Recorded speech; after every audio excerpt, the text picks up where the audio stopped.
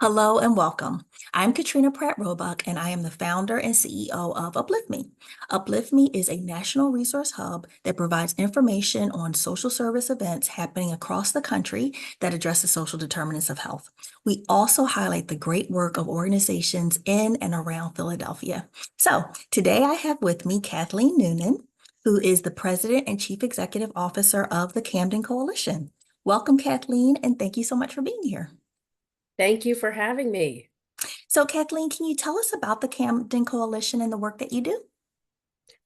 Sure, I'd be happy to. So the Camden Coalition was founded over 20 years ago now by a doctor and social worker, someone who did a lot of work with community health workers in Camden, who felt like the people that they were trying to help were going in and out of the hospital. And so they came together in breakfast meetings, their breakfast club, and over time, the physician, Jeff Brenner, with some other people, created the Camden Coalition. So we are a coalition of organizations, hospitals, human services organizations, residents of Camden, and they created a model that was new at the time, which was to actually have a nurse, social worker, and community health worker help someone after they left the hospital. Okay. Right. So that really see them in the community and help them get connected to services that they needed, not just healthcare services, but other services that they needed. And so that's how the Camden Coalition started. We have always focused on people who have very complex social needs, and also some medical issues. Okay, so that's very interesting. Can you talk a little bit more about the team that is put together? Is that a team that is under your supervision with the Camden Coalition, or is it partners that team together? How does that work? Yeah, well, that's a great question because, our hope was over time that there would be more teams like ours in other settings so that we would no longer be unusual, right? Okay. And so I should say, while we started out of Cooper University Healthcare, who's still a great partner, we are our own 501c3 now. We've been our Okay. own 501c3 for about 10 years. And while I do have teams of nurses, social worker, community health workers, there are also more community resources in all of our partners than there were when we first started this work. So we're not the Okay. only ones with community health workers anymore. We're not the only ones that are providing navigation to social determinants of health. Like all of this has sort of changed than when we first started doing this work in 2007.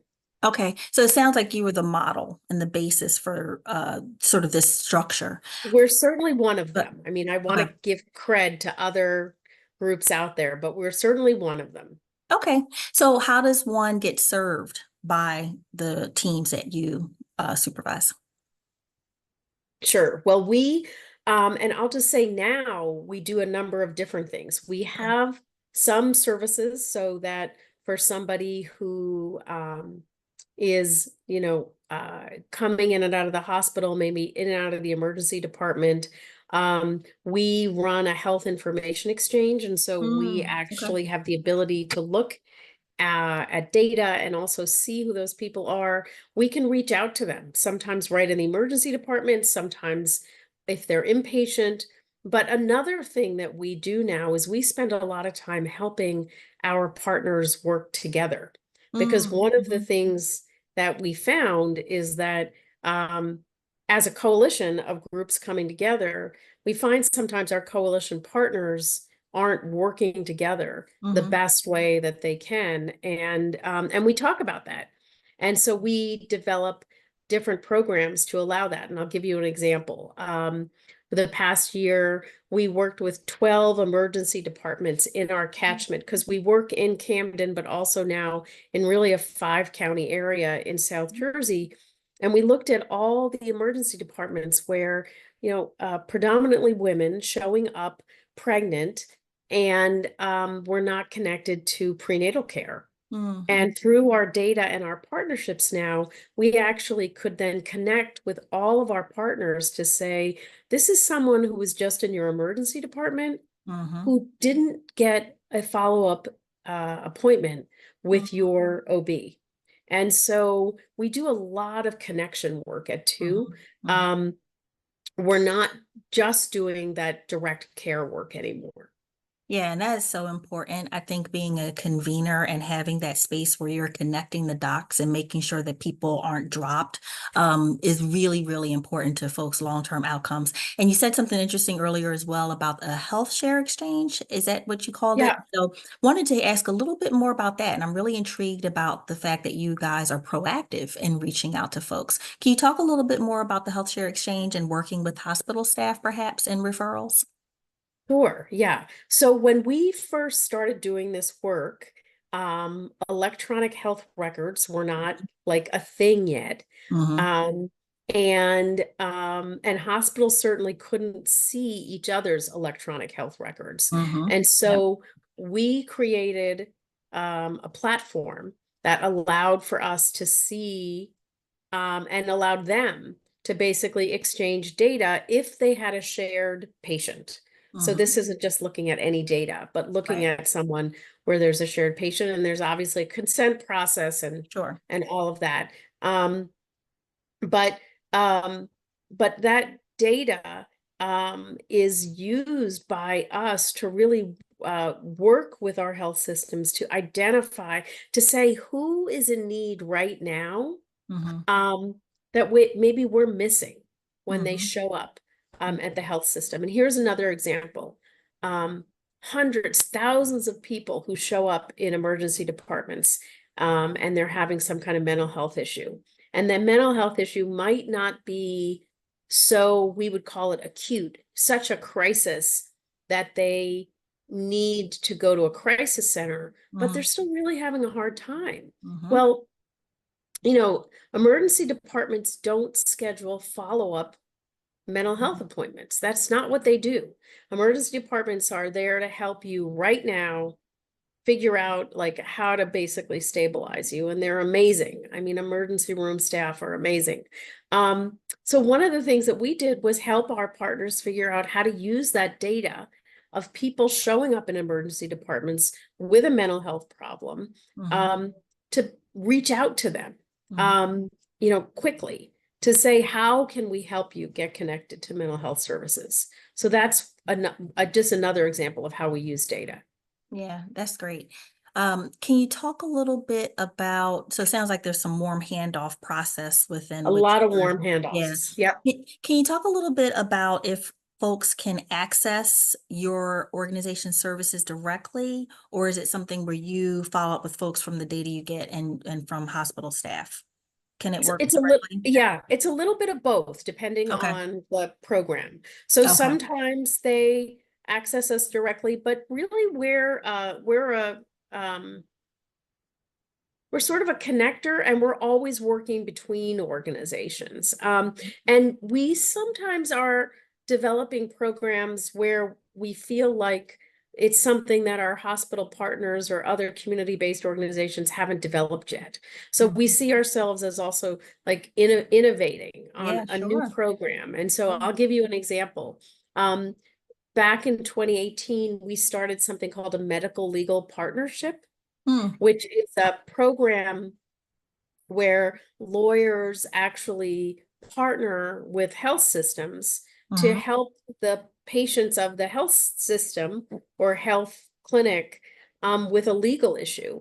Hmm. And we are big fans of medical legal partnerships, but one of the things that we noticed is that the medical legal partnerships are not addressing the issues that are really prominent for many of our patients. So Okay. many of our patients are um, homeless, or Mhm. they have substance use issues and they have gotten involved um, with the criminal justice system because of their substance use issues. And so our medical legal partnership really works on any issue.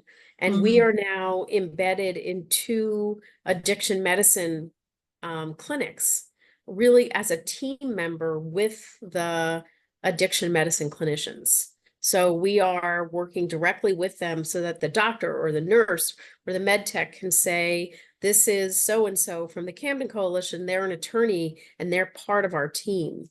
And they're going to talk to you about how they can help you with any legal issues you might have. I think it's fascinating that you are able to be a platform of innovation, and really, address gaps. I really think that, and across sectors, it sounds like. So that's really Yes. exciting. Yeah. Yeah. Yeah. Can you talk about perhaps something that you'd like people to know about the Camden Coalition that they might not already know about you guys, something that would be better served by having you talk about it here? Well, I guess I want people to know that it's really important at the Camden Coalition that we really try to be uh, a really good employer and good neighbor in Camden and the communities where we work. So we now have a minimum pay of $55,000. Wow. Um, and we have a $3,000 benefit that any employee can receive for mental health support. Mm, Um, we, have a $5,500 contribution we make to any type of education or skill program. So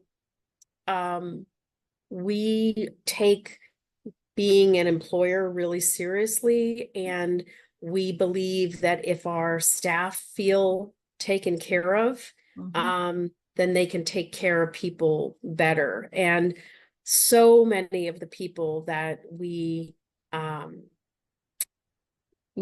work with, or where we see, are just, just not being compensated appropriately. I mean, the health systems are pretty good. They've had to be, but there are tons and tons of community-based organizations out there like ours that um, they're just not able to, pay people what they deserve. And so they have people with 2 or 3 jobs, right? And you can't take care of your own self or other people if you are at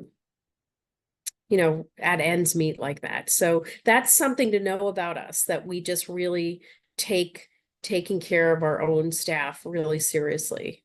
I really appreciate that. And I think that we often talk about taking care of the caregivers, but it sounds like you have made that actionable by making sure that folks are compensated well, to your point around not having to have 2 or 3 jobs. And we know a lot of times folks that are community health workers have lived experience, and we want to Yeah. be able to make sure that they have a living wage, a wage in which they can thrive, and that it's an on-ramp to other careers that they might be interested in. So Exactly. I really Exactly. appreciate the Yeah. intentionality.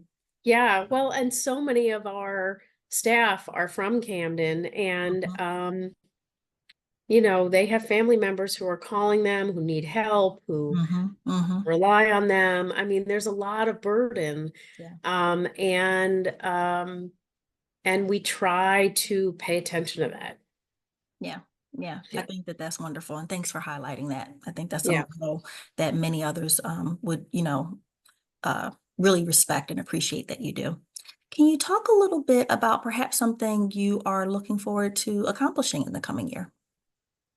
Yeah. Well, in one of in our coalition and convening role, we have taken on a bigger responsibility with the state's Medicaid program. And I think Okay. Medicaid is the public health insurance for people who um, make less than a certain amount of money. Mm-hmm. And in New Jersey, and in a bunch of states around the country, Medicaid is piloting paying for certain social, we'd say, like, health drivers, right? They're sort of Mm-hmm. health drivers. And so New Jersey is doing that. And we are going to be playing a big role in helping get out Medicaid as a way to support some housing related services. And so we're really, really excited about that. Yeah, and that's huge. And we know housing is one of the main things that folks identify as a priority to address housing insecurity. Yeah. So that's fantastic. Can you talk a little bit perhaps about, you have this coalition. I'm assuming that you must have lots of needs around volunteers and fundraising. How could people support the Camden Coalition? Yeah, well, I mean, first, we just want everyone to like adopt a real livable wage platform, I just want to say. So that would be amazing to us. We've heard one or two organizations, even in our coalition, that have started to do that, and we are just thrilled. So that's one way. Another way is going to camdenhealth.org. And of course, we have a donate button like everyone else. But we also have, if anyone listening is in South Jersey, we Mhm. have a very robust community advisory committee. Okay. Um, and our community advisory committee is made up of people. Some of them have received services from us. Some of them are retired educators, social workers, who just want to be involved in community work. We have a role that's called a community ambassador, and our community ambassadors are paid, not paid much, but they're paid to go out and do community events with us. And so there's a lot of ways to get involved with the Camden Coalition. I love that. Community ambassadors. I love that. And that you're also giving those folks some compensation for supporting the work. So I think that's wonderful. I really think that the work that you're doing is allowing for strategic use of resources and addressing the needs that folks have. So I really appreciate the intersections in which you're playing a role in helping people. So thank you so much for spending this time talking with us. It was a real pleasure to get to know a little bit more about you and the organization. Thank you so much, Katrina. Take care.